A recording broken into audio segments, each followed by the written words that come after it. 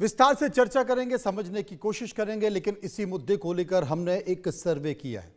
कुछ सवाल लेकर हम जनता के बीच पहुंचे हैं, उनसे लोगों से राय जानी है। जो सवाल हमने पूछे उसमें पहला सवाल आपकी टीवी स्क्रीन पर।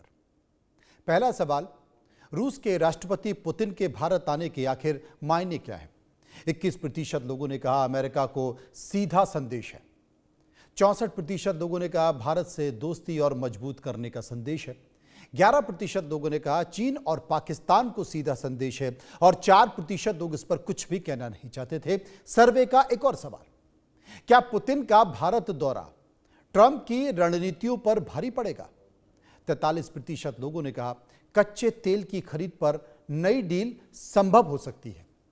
53% लोगों ने कहा रक्षा सौदों में अमेरिका को झटका लग सकता है। 4% कुछ भी कहना नहीं चाहते थे। सर्वे का एक और सवाल, यूक्रेन युद्ध के बाद से पुतिन दूसरे देशों की यात्रा से बच रहे हैं, लेकिन भारत आ रहे हैं। इस पर आपकी राय क्या है?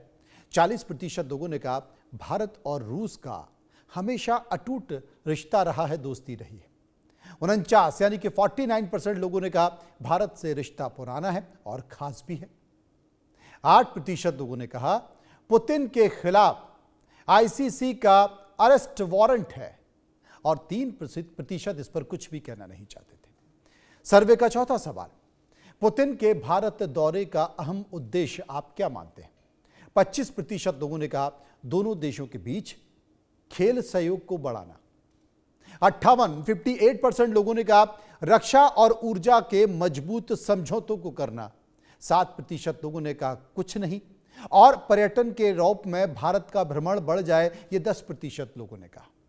ये तमाम सारे सवालों के बीच पांचवा आखिरी सवाल, रूस यूक्रेन संघर्ष के दौरान भारत की रूस के साथ नीति आखिर कैसी रही है? 19% लोगों ने कहा तटस्थ रही। 51% लोगों ने कहा युद्ध का हल बातचीत से निकलने की सलाह है और 13% लोगों ने कहा कि यूक्रेन का समर्थन है। 17% लोग कह रहे थे कि इस पर हम कुछ कह नहीं सकते। विस्तार से चर्चा करेंगे, समझने की कोशिश करेंगे। Lieutenant colonel retired Himanshi Singh, जो कि रक्षा विशेषज्ञ हैं, हमारे साथ मौजूद हैं। संजीव श्रीवास्तव, विदेशी मामलों के जानकार, हमारे साथ मौजूद हैं। एम्बेसडर गौरी शंकर गुप्ता साहब, पूर्व राजनयिक, हमारे साथ मौजूद हैं। सबसे पहले मैं हिमांशी जी के पास चलूंगा, क्योंकि रूस के साथ जो बैठक हो रही है, 23वें भारतीय रूस वार्षिक शिखर सम्मेलन होने जा रहा है। इसमें जो सबसे अहम मुद्दा है वो मुद्दा है डिफेंस सेक्टर, क्योंकि दोनों देशों के बीच पहले से ही रक्षा समझौते हो चुके हैं, सौदे हो चुके हैं। अब उसे और बढ़ाने की बात की जा रही है। हिमांशी जी, कैसे देखते हैं आप इस मुलाकात को?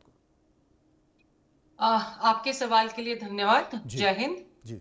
देखिए, ये जो इस समय होने वाली शिखर वार्ता है, ये इसलिए भी इंपॉर्टेंट है कि अगर हम पूरे विश्व के परिदृश्य को भी देखें तो चारों तरफ युद्ध का माहौल है। देखिए, मेजर कंट्रीज कहीं ना कहीं उलझी हुई हैं या उलझने वाली हैं या उलझ चुकी हैं। तो ऐसे समय में डिफेंस जो है एक बहुत ही इंपॉर्टेंट एस्पेक्ट हो जाता है। और सेकंड चीज हो जाती है एनर्जी, वो भी एक बहुत इंपॉर्टेंट एस्पेक्ट हो जाती है। तीसरा, युद्ध का जो बदलता हुआ स्वरूप है, अब परंपरागत तरीके से लड़ाइयां नहीं हो रही हैं। अब लड़ाइयों का स्वरूप भी बदला है, क्योंकि बहुत सारी चीजें हैं जो एआई को लेके भी आ गई हैं। और जहां तक हम रशिया को देखते हैं, तो रशिया जो भी डिफेंस सिस्टम है उसके मामले में काफी आगे है। इंडियन जो डिफेंस प्लेटफॉर्म्स हैं उसमें 55% से ज्यादा जो भी हमारे पास हथियार हैं, या चाहे आप एयरफोर्स को ले लें, आप नेवी को ले लें, आर्मी को ले लें, तो कहीं ना कहीं उनका रूसी ओरिजिन है। तो ऐसे समय में, और जब हम एक और चीज देख रहे हैं कि रशिया ने जो कुछ अभी परीक्षण किए हैं, उनको लेके भी पूरी दुनिया में खलबली मची हुई है कि वो परमाणु एनर्जी से चलने वाले कई सारे उसने मिसाइलों का परीक्षण किया है, पनडुब्बियों का हाल ही में किया है। तो कहीं ना कहीं रशिया की जो टेक्नोलॉजी है वो काफी आगे है। देखिए, अमेरिका अपनी चीजों पे बहुत अच्छी ब्रांडिंग करके बेचता है। इजराइल की चीजें नो डाउट बहुत अच्छी हैं। फ्रांस से भी हम राफेल लेते हैं। तो हमारा एक पर्सपेक्टिव है कि हम जहां जो बेस्ट होता है उसको लेने की कोशिश करते हैं। दूसरा, हम अपने देश की इकोनॉमी का भी इसमें ध्यान रखते हैं। तो सारी चीजों को देखते हुए मुझे लगता है, क्योंकि रशिया बहुत लंबे समय से हमारा सामरिक पार्टनर रहा है, जिसने कभी भी हमारी कोई भी जब मुसीबत का टाइम आया तो अपना हाथ पीछे नहीं खींचा है। तो अब एक और जो अच्छी चीज हुई थी, जब हमारा ऑपरेशन सिंदूर चला था तो S-400 की एफिकेसी को हमने पूरे युद्ध के दौरान देखा है कि उसने किस तरीके से हमारा साथ पूरे युद्ध के दौरान दिया। तो उसमें भी जो हमारे 2 स्क्वाड्रन्स आने थे वो नहीं आ पाए थे, 5 स्क्वाड्रन्स की बात थी तो 3 आ गए थे। तो वो भी चीज होगी। प्लस ये भी देखना है, क्योंकि अभी हम तेल रशिया से जो है खरीदने का जो हमारा सिस्टम है वो चेंज हुआ है, तो उसको इंडिया कैसे टैकल करता है। देखिए, रशियन अगर प्रेसिडेंट आ रहे हैं तो वो सिर्फ चाय पीने तो नहीं आ रहे होंगे, कुछ बहुत ही इंपॉर्टेंट मुद्दे रहे होंगे, स्पेशली उस समय जबकि हम पे एक दबाव है कि हम वहां से एनर्जी या ऑयल ना खरीदें। तो इंडिया उनसे ऐसी चीजें डिफेंस के क्षेत्र में ही खरीद सकता है ताकि जो भी हमारा आपसी देन लेन है वो भी सुरक्षित रहे, और आगे जो उनके पास टेक्नोलॉजीज हैं वो हमारे पास ट्रांसफर हो। क्योंकि अब जिस तरह की चीजें हैं कि नासिक में HAL के पास में हम कुछ बनाने की कोशिश कर रहे हैं जो रशिया की मदद से होगी, कुछ पनडुब्बियों की भी बात चल रही है, कुछ जेट्स की भी बात चल रही है, SU का भी देखिए चल रहा है कि वो भी हम उनसे ले सकते हैं। तो तो क्या काफी उम्मीद सारे क्या मसले क्या हैं। उम्मीद मारी जा रही है, क्योंकि रशिया टेक्नोलॉजी ट्रांसफर करने के लिए सहमत हो सकता है SU को लेकर, 57 को लेकर? जी हाँ, बिल्कुल उम्मीद है, क्यों ना लगाएं। देखिए, जो हमारा ब्रह्मोस है जो लखनऊ में यूपी में हम आज की तारीख में न सिर्फ बना रहे हैं बल्कि हम उसका एक्सपोर्ट भी कर रहे हैं, और वो रशिया की मदद से ही हुआ है। उससे ना सिर्फ एम्प्लॉयमेंट जनरेट हुआ है बल्कि डिफेंस के क्षेत्र में आज हमारे पास एक्सपोर्ट की क्षमता बढ़ी है। और बहुत सारी कंट्रीज हैं जो चाह रहे हैं कि हम उनको मिसाइल ब्रह्मोस दें। तो अगर इसके क्षेत्र में भी हो जाता है, SU-57 के क्षेत्र में भी हो जाता है, तो मुझे नहीं लगता कि इसमें कोई हिच आएगी। क्योंकि एक तरीके से ये भारत को न सिर्फ डिफेंस के क्षेत्र में मजबूत करेगा, एम्प्लॉयमेंट भी जनरेट करेगा, इकोनॉमी, और हमारे को बहुत सारा अगर हम एक्सपोर्ट करते हैं तो बाहर से पैसा भी आएगा। तो एक तरीके से इट इज अ विन और विन। अगर टेक्नोलॉजी ट्रांसफर होगी तो स्वाभाविक तौर पर कहीं ना कहीं जो एक आत्मनिर्भरता का संकेत रक्षा क्षेत्र दे रहा है, डिफेंस सेक्टर दे रहा है, उसमें भी एक मजबूती प्रदान होगी। मेरे साथ गौरी शंकर जी हैं, मैं उनके पास चलूंगा।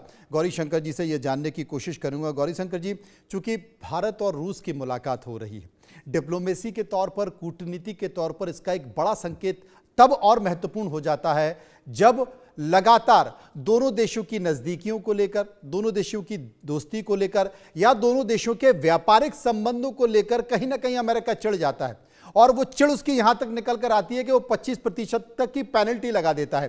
तो डिप्लोमेसी के तौर पर इस मुलाकात को कैसे देखा जाए? क्या व्यापारिक संबंध और प्रगाढ़ होने जा रहे हैं, संकेत और निकल कर होने जा रहे हैं? अमेरिका चिढ़ता है, चिढ़ता रहे। नमस्कार मनोज जी, नमस्कार सभी दर्शकों को भी। देखिए, ये जो विजिट है पुतिन साहब का, ये बहुत ही महत्वपूर्ण विजिट है, क्योंकि पूरी अंतर्राष्ट्रीय जो संबंधों की व्यवस्था है उसमें बड़ा उथल फेर चल रहा है अभी। जैसे आपने कहा कि ट्रम्प साहब ने हमारे ऊपर नाराज होकर 25% एडिशनल टैरिफ लगाया क्योंकि हम रशिया से ऑयल ले रहे हैं। तो वो सिर्फ एक ही फैक्टर है, उसमें और कई फैक्टर हैं। आपने देखा होगा जब चाइना में प्रधानमंत्री मोदी और पुतिन और शी जिनपिंग आपस में मिले थे, तो उसकी बहुत बड़ी चर्चा पूरे संसार में हुई थी कि ये तीनों देश एक साथ नहीं आ जाएं। तो अमेरिका बिल्कुल ये चाहेगा कि भारत, रूस और चाइना तीनों एक साथ किसी भी रूप में नहीं रहे, क्योंकि वो अमेरिका के लिए अच्छे संकेत नहीं होंगे। तो अमेरिका जो है वो इस विजिट को बहुत गौर से देखेगा, क्योंकि ये विजिट वैसे भी बहुत इम्पोर्टेंट है, क्योंकि पुतिन साहब पिछले 4 साल में कहीं भी विजिट करने नहीं गए। सिर्फ एक मेजर विजिट था, वो चाइना का था उनका। उसी समय वो नॉर्थ कोरिया गए थे और अभी रिसेंटली मंगोलिया गए थे। इसके अलावा और कोई विजिट उन्होंने इस पीरियड में नहीं किया। और जब वो भारत आ रहे हैं तो नेचुरली वो रिप्रेजेंट करेंगे, ये बताएंगे कि मैं भारत इसलिए आ रहा हूँ कि भारत और रसिया के बीच में जो संबंध है वो विशेष प्रगाढ़ और सामरिक संबंध है। तो ये चीज बड़ी खुल करके अमेरिका को पता लगेगी, और अमेरिका डेफिनेटली इस विजिट को बड़े क्लोजली वॉच करेगा। दूसरी चीज ये है कि इस विजिट के दौरान हमारे जो रक्षा संबंध हैं और व्यापारिक संबंध हैं, उन दोनों में बहुत प्रगाढ़ता आएगी। रक्षा संबंधों की तो आप बात कर ही रहे हैं कि हम S-400 का शायद हो सकता है 5 स्क्वाड्रन और ले लें, जी और बहुत सी सरफेस टू एयर मिसाइल्स का भी ऑर्डर हो सकता है। Su-57 के ऊपर भी चर्चा होगी, और क्योंकि वो अमेरिका भी चाहता है कि उनका F-35 इंडिया खरीदे, तो ये भी एक बहुत बड़ा विषय होगा। इसके अलावा जो अभी रशिया ने एक एक्सपे वो किया था, डेमोन्स्ट्रेशन किया था टेक्नोलॉजी का, कि उनकी पनडुब्बियां जो हैं वो न्यूक्लियर पावर्ड होंगी, और वो कहीं भी किसी भी समय कितने भी समय तक समुद्र के अंदर रह सकती हैं और कहीं भी अटैक कर सकती हैं। तो वो भी एक बहुत बड़ी टेक्नोलॉजी का डेमोन्स्ट्रेशन है। फिर हम न्यूक्लियर एनर्जी के प्लांट भी और लगाने की सोच रहे हैं, और हमने अभी इसको प्राइवेट सेक्टर के लिए खोलने की चर्चा भी हो रही है। जी तो उसकी वजह से हो सकता है कि न्यूक्लियर सेक्टर में हमारा और कोऑपरेशन आगे बढ़े। जी तो ये कई तरह के मुद्दे हैं। इन्वेस्टमेंट जो है हमारे रसिया में और रसिया के भारत में, वो भी बढ़ाने की बहुत चर्चा है। अभी करीब $10 बिलियन के हमारे इन्वेस्टमेंट रसिया में है, और रसिया के भी करीब 12-13 बिलियन के। आपने देखा होगा नियारा जो है बहुत बड़ा एक्सपेंशन प्रोग्राम उनका चल रहा है, और वो पूरा का पूरा रसिया इन्वेस्टमेंट है भारत के अंदर। तो एनर्जी सेक्टर में जो कोऑपरेशन बढ़ेगा, उसकी भी चर्चा इसके ऊपर चलेगी। जी तो संजीव जी मेरे इसमें साथ देखिए जी कई समीकरण हैं। जी पहला समीकरण तो यह है कि अंतर्राष्ट्रीय जो संबंध हैं वो किस तरह से आगे बढ़ेंगे। जो रसिया, अमेरिका, चाइना और भारत, ये चार बड़े जो प्लेयर्स हैं, उनका किस तरह से आपसी समीकरण बनेगा। दूसरा, सॉरी जी संबंध बड़े प्रगाढ़ होंगे। तीसरा, हमारे व्यापारिक संबंध अच्छे होंगे। और चौथा, जो हमारे रीजन में, नेबरहुड में जो सिचुएशन है, जो हमारे चाइना के साथ संबंध है, पाकिस्तान के साथ संबंध है, उनमें भी इस विजिट का बहुत असर पड़ेगा। बहुत असर चाइना पड़ने वाला है। संजीव जी मेरे साथ बने हुए हैं, एक भारत बार मैं को। उनके पास चलूंगा, उनसे जानने की कोशिश करूंगा। संजीव जी, बीच में शायद आपको पता होगा कि जब तेल खरीदा जा रहा था, तो फिर जैसे भारत पाकिस्तान को लेकर लगातार युद्ध खत्म करने की बात ट्रंप साहब कहते रहे हैं। बीच में उनका स्टेटमेंट ये भी आया था कि भारत ने अब रशिया से तेल खरीदना बंद कर दिया और धीरे धीरे कम कर दिया, और धीरे धीरे आगे और कम कराया जाएगा। कुछ इस तरीके से आंकड़े भी निकल कर आए थे मीडिया में। लेकिन तमाम सारी बातों के बीच ये जो मुलाकात होने जा रही है, ये अंतरराष्ट्रीय मंच पर क्या संकेत देने जा रही है डिप्लोमेसी के तौर, क्योंकि दिसंबर 2021 के बाद अभी ये पहली मुलाकात है दोनों देशों के बीच, अगर देखें शिखर सम्मेलन के तौर पर तो। जी मनोज जी, रशिया के राष्ट्रपति व्लादिमीर पुतिन की ये जो 5 दिसंबर को ये जो यात्रा है भारत की, ये बेहद महत्वपूर्ण है। और इस यात्रा का जो महत्व है, ये भारत और रशिया के जो बायलैटरल रिलेशनशिप के संदर्भ में तो है ही। और जैसा कि आपने स्वयं जिक्र किया कि राष्ट्रपति पुतिन की जो पिछली भारत यात्रा थी, वो 6 दिसंबर 2021 को हुई थी। और उसके बाद रशिया यूक्रेन का युद्ध शुरू हो गया, और राष्ट्रपति पुतिन जाहिर है कि उस युद्ध में पूरी तरह से उलझे रहे, और अनेक आशंकाओं इत्यादि की वजह से वो ज्यादा विदेश यात्राएं नहीं करते थे, और एक लंबे समय तक उन्होंने युद्ध लड़ा है। और अब ये जो युद्ध है, अब शांति के लिए वहां पर नेगोशिएशंस चल रहे हैं। और ऐसे में उनकी ये जो भारत की जो यात्रा है, वो जाहिर है कि बेहद महत्वपूर्ण हो जाती है।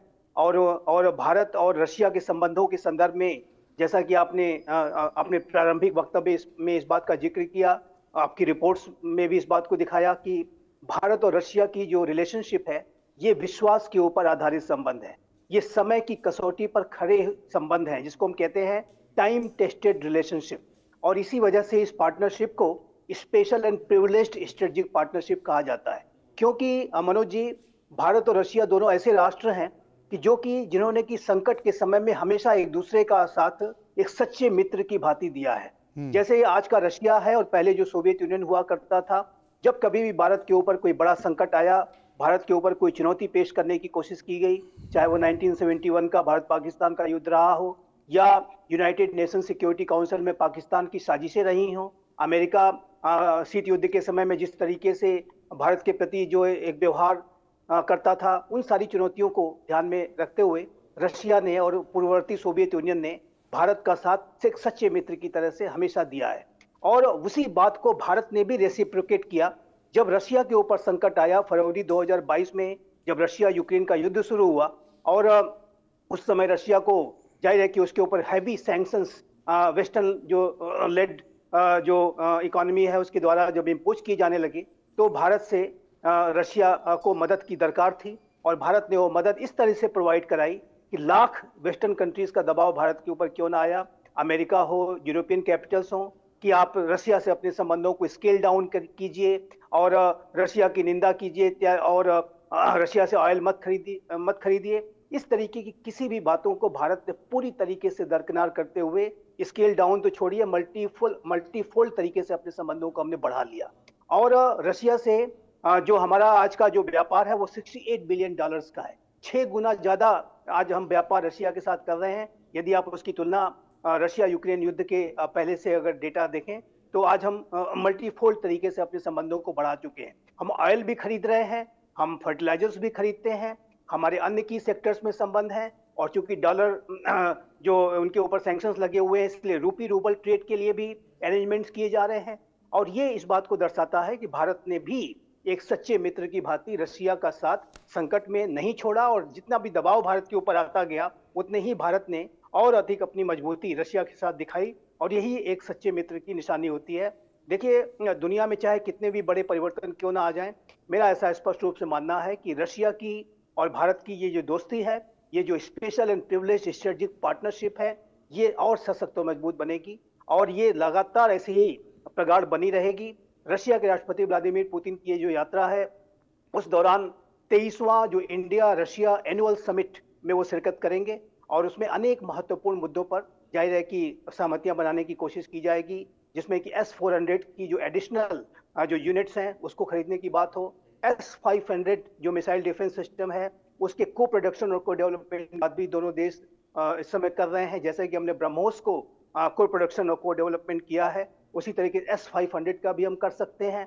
और उसके साथ साथ Su-57 जो कि एक 5th जनरेशन का फाइटर जेट है, और आप जानते हैं कि हमारी वायुसेना को आज 5th जनरेशन के फाइटर जेट्स की भी नितांत आवश्यकता है। तो ऐसे में भारत के सामने S-57 का भी विकल्प है और अमेरिका ने अपने F-35 का ऑफर दिया हुआ है। अनेक अन्य यूरोपीय राष्ट्र भी 5th जनरेशन के फाइटर जेट्स हमें देना चाहते हैं। लेकिन ये हम अपने नेशनल जो हमारी सिक्योरिटी की रिक्वायरमेंट्स होंगी, हमारे जो अपने नेशनल सिक्योरिटी इम्पेरेटिव्स होंगे, उस आधार पे हम फाइनल निर्णय करेंगे कि हम किससे क्या खरीदते हैं। लेकिन मनोज जी, एक बात इस सारे पहलू में मैं अवश्य कहना चाहता हूं कि भारत की चाहे वो विदेश नीति हो, चाहे वो रक्षा नीति हो, चाहे वो आर्थिक नीति हो, भारत स्ट्रेटेजिक ऑटोनॉमी को हमेशा से इंटैक्ट करके चलता है। भारत अपने निर्णय स्वयं लेगा। भारत को किससे मिलना है, किससे नहीं मिलना है, किससे तेल खरीदना है, किससे तेल नहीं खरीदना है, किससे 5th जनरेशन के फाइटर जेट हमें लेने हैं, किससे नहीं लेने हैं, ये भारत की सरकार, भारत के प्रधानमंत्री श्री नरेंद्र मोदी और भारत की जनता तय करेगी। ये कोई अन्य महाशक्ति नहीं तय कर सकती। इस बात को भारत ने इस बात का जो मैसेज है वो बहुत ही लाउड एंड क्लियर तरीके से विशेष रूप से यूनाइटेड स्टेट्स ऑफ अमेरिका को दिया है। जब एक अनावश्यक तरीके से अमेरिका के द्वारा रशिया यूक्रेन के युद्ध में भारत को घसीटने की कोशिश की गई और भारत के ऊपर एक एडिशनल 25% का जो टैरिफ है उन्होंने इम्पोज कर रखा है, तो ऐसे में भारत का ये जो मैसेज है वो यूनाइटेड स्टेट्स ऑफ अमेरिका को एक क्लैरिटी उसको मिलनी चाहिए कि भारत किसी भी दबाव में झुकने वाला नहीं है। भारत रशिया से तेल खरीदता रहेगा, आगे भी खरीदेगा। और भारत ने अमेरिका को ये पहले भी बता दिया था कि जो भी हम रशिया से ऑयल का इंपोर्ट कर रहे हैं वो हमारी अपनी नेशनल एनर्जी सिक्योरिटी के जो रिक्वायरमेंट्स हैं उसको ध्यान में रखते हुए कर रहे हैं। हमारे राष्ट्रहित में, जो कि स्ट्रेटेजिक इकोनॉमी की जब हम बात करते हैं तो हम ये कहते हैं कि अपने राष्ट्रहित को हम सर्वोपरि रखेंगे। यही हमारे राष्ट्रहित में है कि हम रशिया से ऑयल को खरीदें, क्योंकि इस समय जो ग्लोबल एनर्जी सप्लाई चेन्स में रशिया यूक्रेन की युद्ध से बहुत डिस्ट्रप्शन आ गया था। उसके पहले भी कोरोना का पेंडेमिक के समय में भी काफी मुद्रास्फीति इत्यादि की जो स्थितियां थी काफी विकट थी। ग्लोबल जो इकोनॉमिक अनसर्टेनिटीज बहुत बढ़ी हुई थी। तो ऐसे में भारत के लिए उसके राष्ट्रहित में यही अच्छा था कि हम जो ऑफर के साथ जो हमें ऑयल की डील मिल रही है उसको हम एक्सेप्ट करें। बिल्कुल, और इसी मिल भी वजह रही से हमने थी और वो अमेरिका को काफी बताया। सस्ती थी, और अगर सस्ती है उसको भारत की इकोनॉमी को फायदा हो रहा है, भारत के कोष को फायदा हो रहा है, तो फिर क्यों नहीं किया जाए। तमाम सारी बातों के बीच हिमांशु सिंह जो है, मैं उनके पास चलूंगा। हिमांशु जी, निश्चित तौर पर इसमें कोई शक नहीं है कि जब भारत पाकिस्तान के बीच तनाव हुआ, ऑपरेशन सिंदूर हुआ, तो किस तरीके से ने भारत के एयर डिफेंस सिस्टम ने पाकिस्तान के जो मंसूबे थे, नापाक मंसूबे थे, उनको तबाह कर दिया। S-400 ने भारत के एयर डिफेंस सिस्टम को मजबूत किया। और आपने कहा कि अब युद्ध बहुत तरीके से होता है, हमने लगातार ड्रोन देखे, लेकिन इन सब के बीच जो सबसे बड़ी बात है, क्योंकि नया इनोवेशन हमेशा हथियारों के तौर पर रशिया करता रहा है, और अभी हाल ही में जिस प्लेन का आपने जिक्र किया, न्यूक्लियर से चलने वाला ड्रोन जो कई घंटे तक वो हवा में ही रह सकता है या पूरी दुनिया का भी चक्कर लगा सकता है। अब न्यूक्लियर ड्रोन है, न्यूक्लियर बॉम्ब है, न्यूक्लियर पनडुब्बी है, जिसका जिक्र गौरी शंकर जी कर रहे थे। तो इस तरीके से जो इनोवेशन हो रहा है, भारत ने तो एक संकेत दे दिया कि भारत अब ऊर्जा के क्षेत्र में भी न्यूक्लियर बहुत सारे प्लांट भारत में लगाने के लिए तैयार है। ये प्राइवेट पार्टीज को भी दिए जा सकते हैं, इसके सरकार ने संकेत दे दिए। लेकिन ये जो दोस्ती है, ये दोस्ती जब और मजबूत होगी तो इस तरह के हथियार आएंगे तो शायद आसपास के, भारत के आसपास के देशों में जो आजकल कुछ कुछ संकेत निकल कर आते हैं भारत के खिलाफ, उन्हें मुझे लगता है कि झटका भी मिलेगा और संकेत भी जाएगा। देखिए, जियोपॉलिटिक्स में किसी को क्या तकलीफ है, हमें उससे सरोकार की बजाय हमें किस चीज से फायदा हो रहा है उससे ज्यादा सरोकार रखना चाहिए। और क्योंकि विश्व का परिदृश्य बदल रहा है, देखिए डे बाय डे अगर हम चैलेंजेस को उनसे पहले मिटिगेट नहीं करेंगे तो हम कहीं ना कहीं अपने आप को टाइट स्पॉट में डाल लेंगे। और बुद्धिमान देश वही है जो अपनी इकोनॉमी को ध्यान में रखे, अपने डिफेंसेस को ध्यान में रखे और अपने जो जनमानस है उनके हित को ध्यान में रखे। देखिए, अगर देश का बॉर्डर सुरक्षित है, देश अंदर से सुरक्षित है, तो ही हम बिजनेस कर सकते हैं, तो ही हम डील्स कर सकते हैं, या तभी हम विदेश यात्रा कर सकते हैं। That is very very clear. अब सबसे सुंदर बात जो हो रही है, देखिए चाइना, रशिया एंड इंडिया, वो तो डी डॉलराइजेशन में भी यहां तक पहुंच गए हैं कि वो एक दूसरे को पैसा भी उनकी करेंसी में देना चाह रहे हैं। उसके अलावा अगर आसपास किसी को तकलीफ है तो वो भी कहीं ना कहीं से हथियार ले रहे हैं, और रशिया ने मना कर दिया कि वो पाकिस्तान को तो हथियार देगा ही नहीं। और एक और जो अच्छी बात है वो ये है कि चाइना कहीं ना कहीं चाहे रशिया के साथ दिखे, लेकिन वो एक रशियन कंपटीशन तो है ही। तो अगर एशिया में रशिया को अगर चाइना को कंटेन करना है तो उसके लिए भारत का मजबूत होना बहुत जरूरी है। क्योंकि चाइना एक मौका परस देश है, वो जहां उसको मौका मिलता है वो अपनी विस्तारवादी नीति बढ़ाता है। और जहां तक हमने रशिया को भी देखा है, देखिए भले ही यूएसएसआर का डिसइंटीग्रेशन हो गया था, लेकिन जैसे ही यूक्रेन की बात आई उससे रशिया ने भी अपने आप को विस्तारवादी तो रखा ही है। ऐसे समय में भारत एक ऐसा देश है जो नॉन अलाइंड भी है और मल्टीपोलर अलाइंड भी है। यानी कि हमें जहां अपने हित दिख रहे हैं वहां हम, जैसे मैंने पहले भी जिक्र किया था कि अगर हमें लगता है कि हमें इजराइल से कुछ लेना चाहिए, हम उनसे लेते हैं। हमें फ्रांस से अगर जहाज चाहिए, हम उनसे जहाज ले रहे हैं। हमें अमेरिका से टेक्नोलॉजी चाहिए, हमने उनसे डिफेंस फ्रेमवर्क, जैवलिन मिसाइल।